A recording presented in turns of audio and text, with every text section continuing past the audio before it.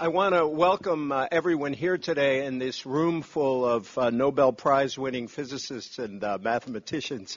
I think it shows the concern about this issue on the part of citizens and parents that we have such a wonderful turnout for this event. I'm E.J. Dionne. I'm a senior fellow here at Brookings, and I have two and only two qualifications for this event. One is that I am the son and brother of two people who taught in the public schools for quite a while in their lives, my mom, my late mom, and my sister. The other is I have three kids in middle school and high school and have watched, actually with admiration, some of the work of the great science and technology teachers in engaging kids in science and math.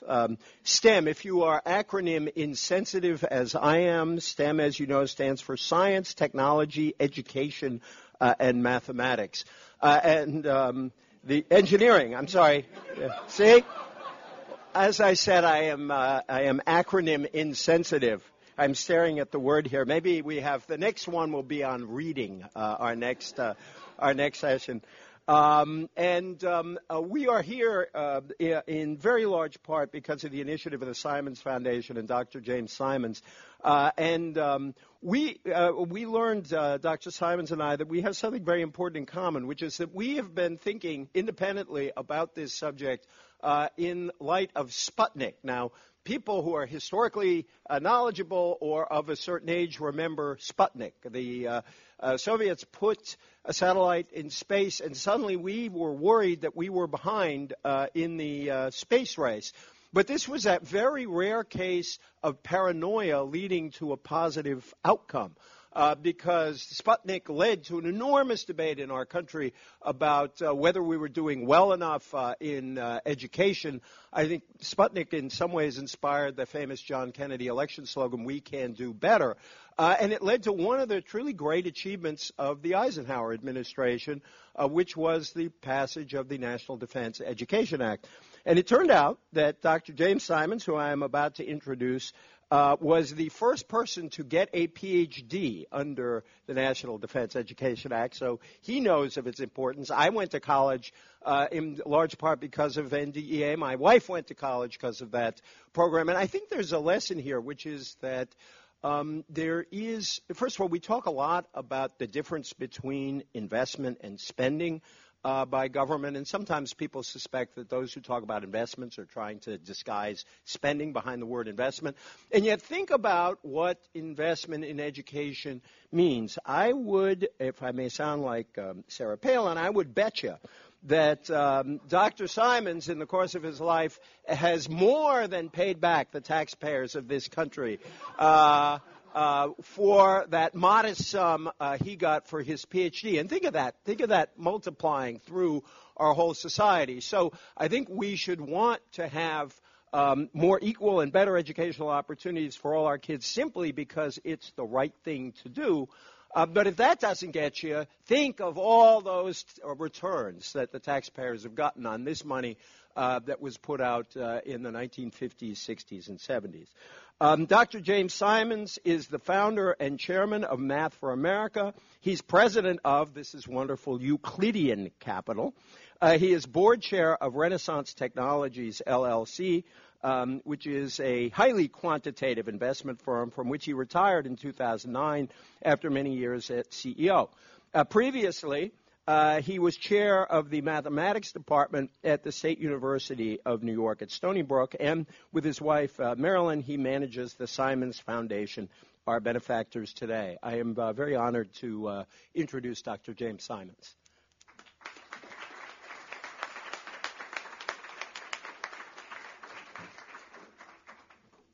Well, thank you very much for the kind introduction, and thank you all very much for coming to this event, which I think is important. I'm glad Brookings was so cooperative, and the Math for America staff helped a lot, and everyone deserves some thanks. And we're especially appreciative that Eric Lander and our wonderful panelists could take the time from their busy schedules to show up. So what we're going to talk about here today is a problem and what I think is a solution. So here's the problem. Our economy is increasingly dependent on matters scientific and mathematical. But simultaneously, our students are less and less prepared to enter these fields. So this is kind of a conundrum. And it is particularly true, that lack of appropriate preparation at the high school level. International comparisons show that we're behind in that kind of preparedness, behind all of our major competitors, behind all of them. I mean, I saw a list once. We were ahead of Cyprus, which, you know, it's regrettable for Cyprus. So, and this lack of good preparedness cuts across all income levels. This is not just a problem for the underserved. This is a problem for all of us. This is a problem for the middle class. This is a problem for the upper class, if we have one. Maybe the kids at Exeter are being well served, but you come much below that, and generally speaking, they're not. So what's causing this issue? Well, to properly educate and inspire students, it's pretty obvious that a teacher must know and love his or her subject. If a teacher doesn't know what she's talking about, the students can figure it out pretty quickly. And in order to be inspiring, you have to have that knowledge. Now, such people, at least in these STEM areas, namely science and math, are increasingly unavailable in the classroom because the draw outside of jobs in this very economy, which is more and more dependent on quantitative and scientific things, the draw is too strong. The draw is too strong. So that people who can teach the subjects that we need are being drawn out into the economy. Now, I'll tell you a very brief story. In the Second World War, we needed to build an air force. We needed to do it very, very fast. Our air force was teeny. We had to train pilots, and we did. We trained pilots at a great rate. And with each class, when they were sent off to do their battle, at the end of the class, a few people were kept back.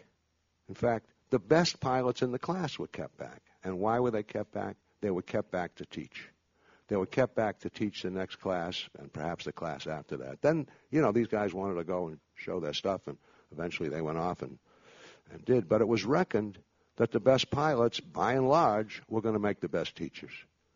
Moreover, and even more surprising, perhaps, if one became an ace, which meant that he shot down, and I say he because I think they were all males at that time, if he shot down 5 planes, he was an ace, and that was great.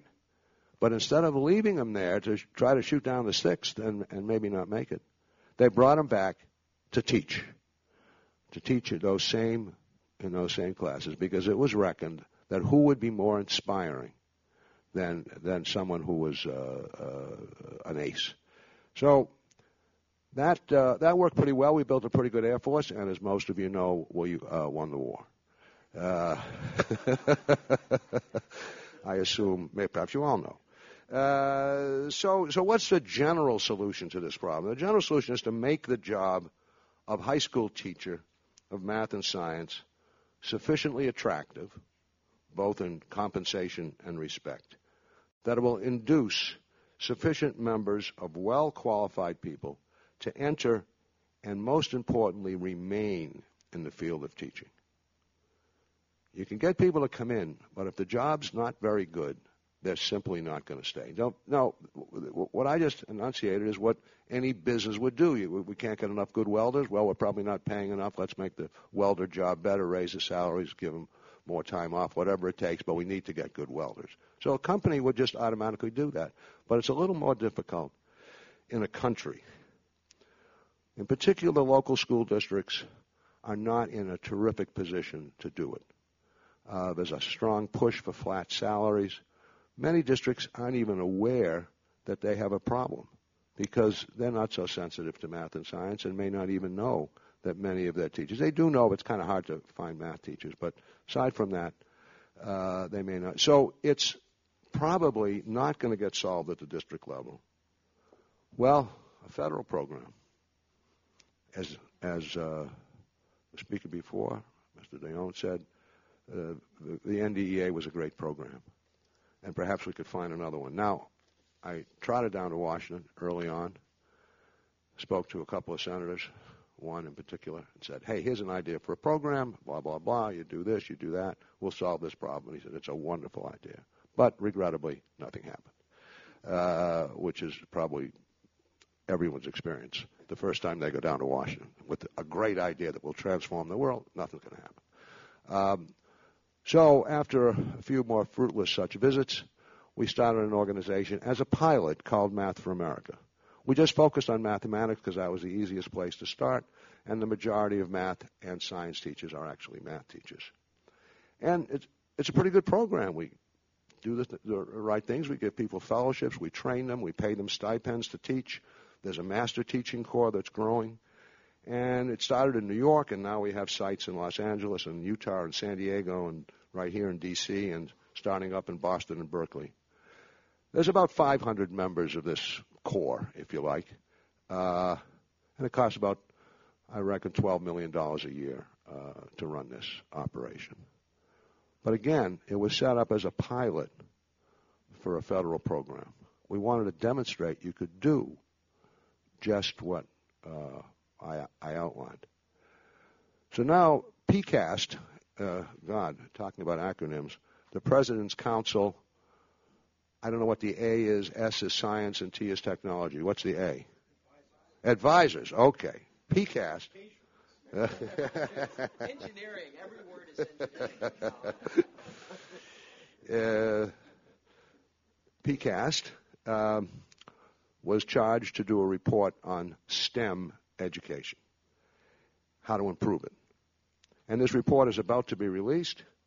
Two of the principal honchos, perhaps the two principal honchos, Jim Gates sitting here and Eric Lander sitting there, are here today. And Eric is going to give us a little peek at this report. But I must say, and I'm gratified to say that, as I understand it, there's an important section in that report that recommends a national program such as we are doing in New York. So here's Eric. Wait a minute, I have to say something about you. I have to say something about Eric, who is a very broad scientist. He started as a mathematician, PhD from Princeton. Then he morphed by some tortuous path into biology. He became an absolutely first-class, world-class geneticist. He now heads the Broad Institute at MIT and Harvard, which is a fantastic place. And he's taken some time to do this, to be vice chair of PCAST. He's a truly inspiring individual, as you'll discover in a moment, and a good friend besides. So here's Eric.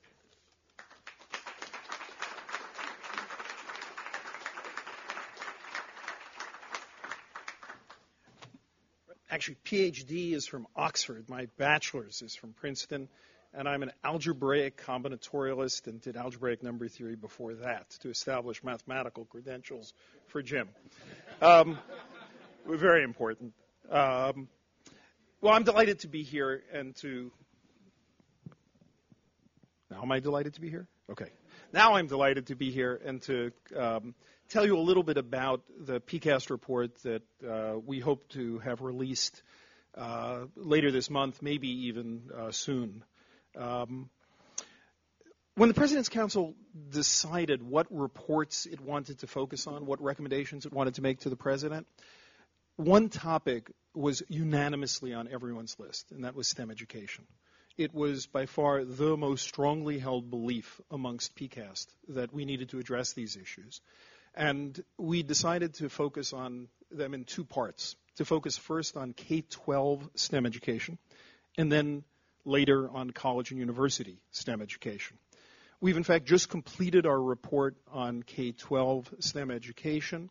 We approved it at the PCAST meeting of September 2nd, and I described some of it on the web at our September 2nd meeting. My remarks today will largely track with the things that I said then, because the report itself is still in editing and will be another week or two probably before it is out of the process. But I think the broad directions in which we will suggest that the federal government move are things I can certainly talk about today, and the many, many specifics will indeed come out in the report itself. I'm particularly delighted to do it with this panel here, and particularly with Chairman Gordon, whose committee is in the process of reauthorizing the American Competes Act, which I think makes very important steps in the critical directions that we have to move. So, we're at a remarkable moment right now. We had reports over the past couple of decades telling us that we have a problem. We've increasingly had reports that are pointing us towards solutions, toward examining standards that we could adopt, to examining how students actually learn, wonderful reports in the national academies. We're at the point where we have a truly bipartisan consensus, which is something one can say about very few things, that we must move in STEM education. And we're at the point where the states have come together in a truly unprecedented movement around shared standards, state-led shared standards. We have to take advantage of this moment. The PCAST report draws certain key conclusions. First, the organizing principle, and I give away nothing by saying that the title of the report is Prepare and Inspire, is that we need a two-pronged strategy. We have to focus on preparation to make sure that every student is prepared to be able to learn STEM, but we also have to focus on inspiration, that everyone is inspired enough to learn something about STEM, and many of them inspired enough to actually go into STEM. That's the first key conclusion, and it's an organizing principle that drives everything that we say in the report. The kinds of teachers we need, the kind of schools we need, the kind of instructional materials we need have to be designed to both prepare and inspire. We also conclude that the federal government, historically, over the last quarter century, has really lacked a coherent strategy and sufficient leadership capacity for K-12 STEM education. There are programs galore all over federal agencies, little thing here, little thing there, et cetera. It's hard to say it's part of any coherent strategy. It's hard to say that many of them have been historically targeted toward the kind of catalytic efforts that have the potential to truly transform STEM education. It's hard to say that there's been much appropriate focus on replication and scale-up, and it's very clear that there has been insufficient capacity available at the key agencies focusing on STEM education. With those two key conclusions, the sorts of areas in which we make recommendations are the following. Around standards. The state-led standards movement is fantastic, and we strongly urge the federal government to support those shared standards in mathematics, which are already issued, and which 35 states have come together around already, and in science, which are in the works, and it's very important that science be done as well. And the federal government can best support this by such things as providing support, both financial and technical, to the states with regard to professional development aligned with these curricula, and with regard to the development of assessments that are aligned to these standards. Assessments are every bit as important as the standards themselves, and a lot of work has to go in to make sure that these assessments really serve the goals of the standards. We talk a lot about teachers. There's simply no question that the single most important factor in ensuring excellence in STEM education is teachers. What do you need of these teachers? That they have two things. Deep content knowledge. I think Jim's already said it, that you can't possibly prepare and inspire students without deep content knowledge in the STEM subject matter itself, but also in the pedagogy of STEM. There's something to be known in both of those. And we think the federal government should be supporting programs that prepare teachers who have those two skills. And we think that over the next decade, a large number, and we talk about the magnitude of the effort that will be needed to make sure that we have teachers of that sort able to prepare and inspire students. We need more than that. Amongst teachers, we have to reward excellence. As Jim already indicated, it's no surprise in any other industry, if we don't reward excellence, we will not get excellence. We need to. This is something PCAST feels very strongly about, reward the best teachers. There must be something like a Master Teachers Corps that recognizes across this country the top, pick a number, I'll say 5%. We give awards for teachers right now. It's the top 1/1000th of teachers get some special award, and that is simply too little to matter. It's a random lightning strike. We need to reward the top 5% or so of the teachers in this country and recognize them as a national treasure, as a Master Teachers Corps. That corresponds to roughly something like 50 teachers per congressional district. And frankly, that might not be a bad way to do it, in my opinion, because, in fact, it's got to be across this country.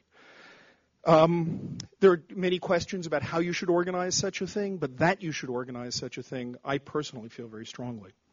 Technology. We need to be able to drive innovation, scale up, and dissemination. And in every other industry, technology is a powerful force for testing new ideas and disseminating the best new ideas around the world. Well, in education, we make remarkably little use of technology. It often amounts to little more than putting a computer in front of a student. That's not what we mean that is needed in technology. We need to be able to build the kinds of technology platforms that make it easy for people to write whole course instructional materials that include both lectures and adaptive problem sets and professional development materials. That requires platforms, like your iPhone has a platform where people can write apps. Well, there's no such thing for education. We also need to be able to fund the creation of such whole course instructional materials. And to do that, we need funding at the federal level. There needs to be an appropriate entity able to do such funding. And we make recommendations about what type of entity would be needed and what magnitude might be needed to support such work. Students. Well, we need to create opportunities for inspiration. As much as standards matter, non-standards matter too. What inspires individuals are personal experiences as well.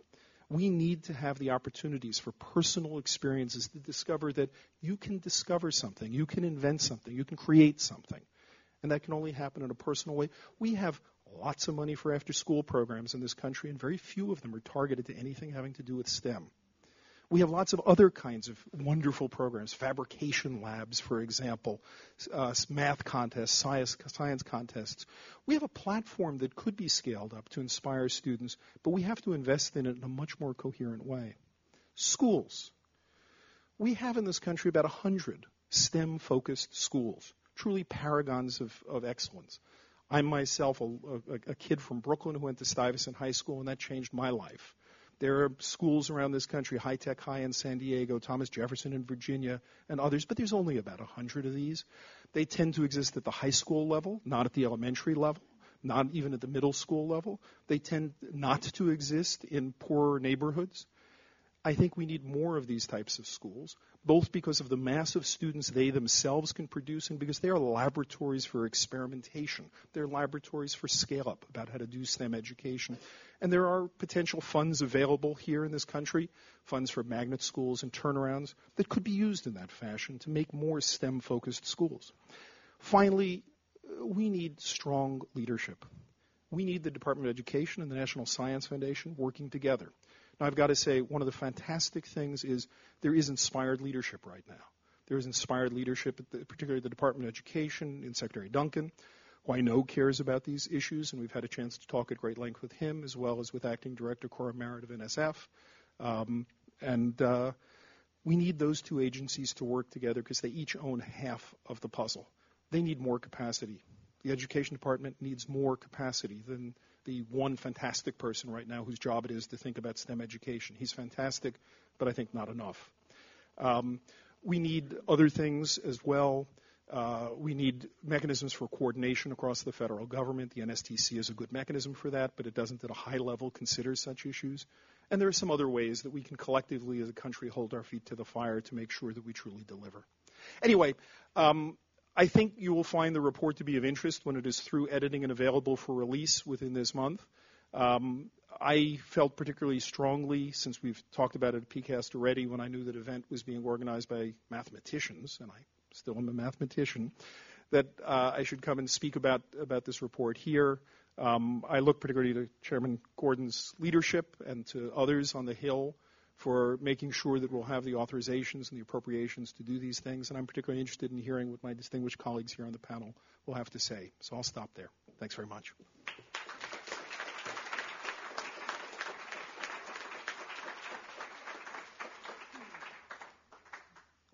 I knew I liked Eric. He's from Brooklyn. My dear wife is from Brooklyn. We owe an enormous debt to Brooklyn.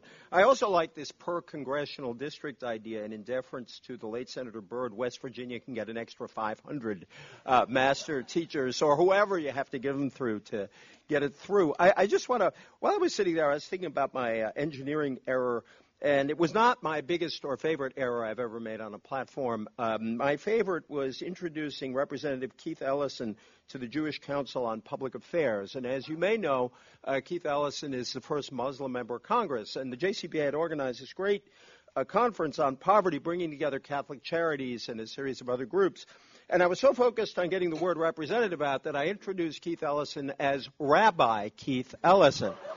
And the crowd laughed, and I said, what did I say? And it was, and I thought that laughter was actually a very wonderful thing. It said something about our country, and it reminded me today that we have too much to accomplish as a country on problems like this to let religious hatred and misunderstanding get in the way. And it is also remarkable, my colleagues and I did a report on press coverage of the education issue.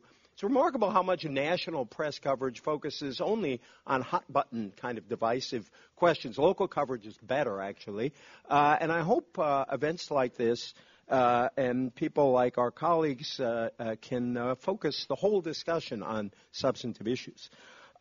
We have here the all-star cast that my dear Boston Red Sox used to trade away. This is an extraordinary group of people here today. Led off by, to keep the baseball metaphor going, by Dr. Susan Hockfield, who is president of the Massachusetts Institute of Technology. She is a noted neuroscientist focused on the development of the brain. She is the first life scientist to lead MIT. Before assuming the presidency in 2004, she was the provost at Yale University, where she had taught since 1985, and also served as the dean of the Graduate School of Arts and Sciences. Next up will be Dr. Robert Bergenow. He is chancellor of the University of California at Berkeley. I mean, this really is an amazing panel. An internationally distinguished physicist, he is known as a leader in higher education, well known for his commitment to diversity and equity in the academic community. Before coming to Berkeley, Dr. Bergenow served 4 years as president of the University of Toronto. He was previously dean of the School of Science at MIT, where he spent 25 years on the faculty. Dr. Brian Greene, Rabbi Brian Greene, okay. The Representative Brian Greene, an engineer, is a professor of physics and mathematics at Columbia University. He is widely recognized for a number of discoveries in his field of superstring theory, and in 2000 founded Columbia's Institute for Strings, Cosmology, and Astroparticle Physics. And I didn't say cosmetology, I said cosmology. His first three-part NOVA series, his first book, The Elegant Universe, was made into a three-part NOVA series, and Dr. Greene is currently working with NOVA on a four-part series based on his second book, The Fabric of the Cosmos. He is also co-founder of the World Science Festival. And lastly, but the guy who could help make all this happen, Congressman Bart Gorton, although, alas, you are retiring this year. Am I correct about that? But he'll make it happen somewhere else. Congressman Bart Gorton currently serves as the chairman of the House Science and Technology Committee. He is also a senior member of the House Energy and Commerce Committee. He was elected to Congress in 1984. He represents Tennessee's 6th Congressional District. Before being elected to Congress, he practiced law in Murfreesboro, and he served in the Army Reserve. So we will start with Dr. Hockfield.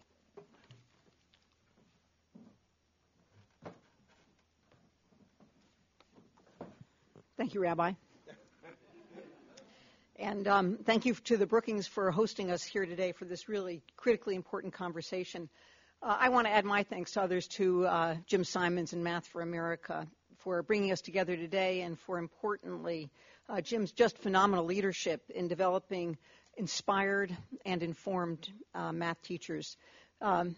Recognizing Chairman Gordon's soon departure from this fabulous city, this interesting city, I just want to recognize that he has been a powerful force for the good, and the kinds of issues we're talking about today, and the kind of issues that I believe underlies America's economic success. So thank you very much for your help advancing the cause.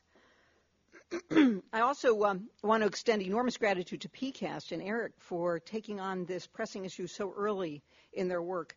Eric's preview of the report, we all can't wait to see the whole thing, really suggests that the report will be appropriately ambitious in its recommendations. Now, I would guess we're all here today because we agree, but I think even outside of this room, most agree that the central and critical impediment to our nation's competitiveness is the preparation of our students, particularly in math, science, and engineering. I will adopt the acronym, although I hate them, STEM for today. And high levels of STEM education are absolutely essential for responsible citizenship in a world where technology dominates. In a technology-dominated world in which we now live, people increasingly need STEM skills for 21st century jobs. And if the United States hopes to continue to lead in innovation and innovation-based economic growth, strong STEM education is absolutely essential. As has been demonstrated in study after study, and I have to tell you, every time one of these studies comes out, I kind of say, and why is it not on the front page of every newspaper in America? But these studies show that American students continue to fall further and further behind in math and science. According to the 2005 OECD PISA study of international educational achievement, in the 1960s, the United States was the top-ranked country in high school completion. We now rank 21st. As recently as 1995, we were second internationally in college completion rates. We now rank 15th. And when we narrow our focus just to look at math achievement on the National Achievement of Educational Progress study, we find that in mathematics, American 17-year-olds have made almost no progress over the last 30 years. The failure of American students to attain higher order math skills would be worrisome, even if the rest of the world were standing still. But the rest of the world has not stood still, as the PISA study shows, and much of the developed world has passed us by. Now, one interesting reason for the acceleration elsewhere is that our competitor countries have done a very much better job at recruiting, training, retaining, compensating, and celebrating highly qualified teachers of math. The United States had the first mover advantage in broadening education to people across socioeconomic classes. Now, other countries noticed the power of our education system to drive our innovation-based economy, and they have very effectively adopted the American model. But at the same time, the United States has not improved. So others have surpassed us. The consequences are simply disastrous for our nation's future. They'll drastically limit our ability to take on urgent challenges. The global crises in water, food, healthcare, the urgent need for clean energy and smart cities, the battle against poverty, and the fight to restore our economic growth all require understanding of math-based technology and math-based systems thinking. If we continue on our current track, we will gut our ability to lead in innovation, which will swiftly erode our deepest economic strength and will doom us to be consumers rather than producers. Now, as my bio tells you, I come from MIT. At MIT, 85% of our undergraduates major in math, engineering, or the natural sciences. And we feel so strongly about the need for more highly trained scientists and engineers that we just announced that we're going to increase the size of our undergraduate population. MIT's 85% graduation rate that 85% of our students, our graduation rate is very high, but that 85% of our graduates will major in science, engineering, or mathematics is an anomaly in the United States. Nationally, if we look at bachelor's degrees granted across the nation, only 15%, 15% are in engineering or the natural sciences. The United States now trails more than 16 nations in Europe and Asia in the proportion of 24-year-olds with bachelor's degrees in engineering or the natural sciences. And from 1989 to 2003, Despite our growing population, the number of American science and engineering PhDs has remained constant at an average of about 26,600 a year. Over that same period, in China alone, PhDs granted in the same fields have shot up from 1,000 to 12,000. An interesting trend. Now, we can all agree on the importance of excellent teachers. And while a small number of MIT graduates each year do decide to become teachers, it's a pretty tough decision for them. These careers are far less celebrated than the other careers that are open to them with their backgrounds in science and engineering. And I'll give you just one data point that illustrates one piece of the problem. Last year, the average starting salary for MIT graduates was $67,000. This is a starting salary. And yet, as recently as 2006, 2007, the median career salary for K through 12 teachers was $51,000. It is a very tough decision for MIT graduates, many of whom come from families that lacked any kind of economic privilege, to make the kind of economic sacrifice that teaching requires. And we all know that the gap between salaries between teachers and salaries of those in comparable professions continues to widen. Clearly, we have serious systemic problems, and the PCAST report lays out ways to address them. But on the way to the systemic solutions that we need, research universities like MIT can help in small ways to address the problem. We can help in many ways, and let me just call out three of them. Research universities like MIT can help teachers teach better by sharing materials and technologies and our curriculum. The open sharing movement, which is sweeping the world, and I would say it's sweeping most of the world more rapidly than it's sweeping America, but it is coming along, and it is enormously important. MIT offers something called open courseware, where several years ago, under Chuck Vest's leadership, the faculty elected to put the material for all of our courses online for free so that anyone in the world could access that. We now have virtually all of materials for all of our courses. About 2,000 courses are now online. And OCW, OpenCourseWare, gets about 1 million visits a month. We've now designed a special OCW portal for high school students and high school teachers. And it features particular material that help students and teachers who are taking AP courses. That portal is called Highlights for High School. We've also created open source technology, which are online tools that allow people from anywhere in the world remotely to access our very high performance, very expensive equipment that allows people to do experiments using our equipment from anywhere in the world.